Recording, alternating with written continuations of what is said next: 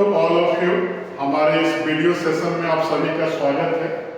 आज के इस वीडियो सेशन में हम लोग tangent and normal of a function देखेंगे कि किसी फंक्शन का टेंजेंट क्या होता है और फिर उसका नॉर्मल क्या होता है।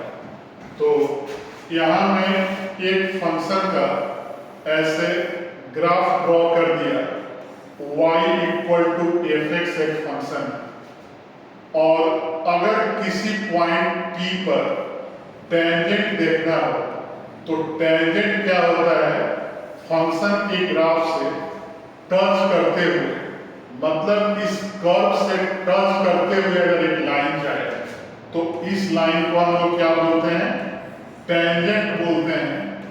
और इसी पर एक परपेंडिकुलर लाइन है जो टेंजेंट पर परपेंडिकुलर होगा, तो इसको हम लोग नॉर्मल ऑफ द फंक्शन बोलते हैं। तो इसको लिख लेना है कि let y equal to F X be any function, then यहां दोनों का अलग अलग नाम दे रहे हैं।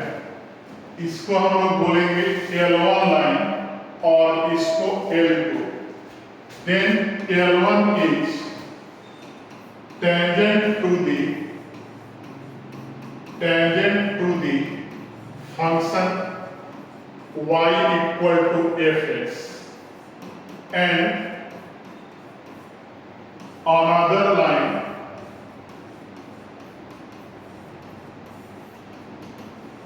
L2 is said to be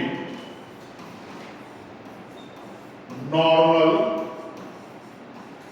of a function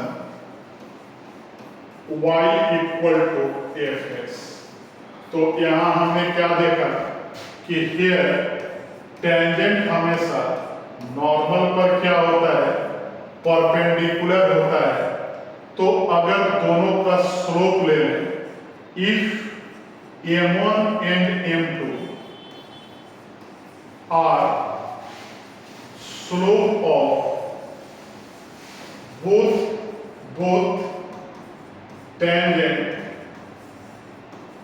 L1 and normal L2, then याद रखना है कि स्लोप ऑफ ए टेंजेंट को हम लोग क्या लिखते हैं, स्लोप ऑफ ए टेंजेंट जिसको m1 हमने ले लिया, इसको हम लोग बोलते हैं dy बाई dx। और किस पॉइंट पर, तो एट पॉइंट P।